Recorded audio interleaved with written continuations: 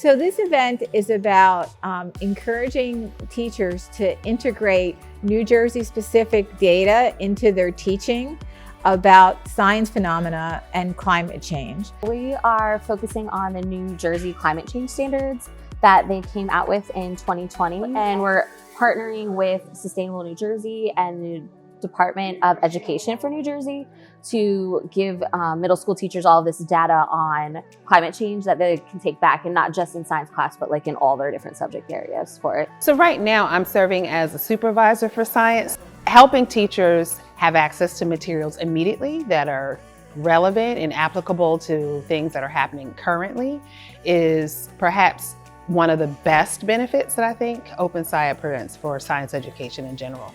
One of the things that we're looking forward to is being able to build upon the skills of our diverse community to find curriculum platforms for science that engages students not only in the learning but also in improving their community. The reason we chose Rutgers is initiatives. So it's good to have one, a local or state level school that's doing this, and then two, partnering with an institution that has a reputation that obviously many of us students would actually aspire to go to. We have the Climate Change Research Institute at Rutgers, and we create all of these data sets. So making sure people know what we create, what we have, and how we can support them, teach kids in a really engaging way that's place-based education, local to their school area. It's really important for them to kind of prepare for the challenges that they're going to meet in the future.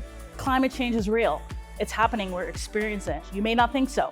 Maybe you didn't get the flood. Maybe you didn't get the tornado or the hurricane, but every person in the world, somehow, some way in the world is affected by climate change.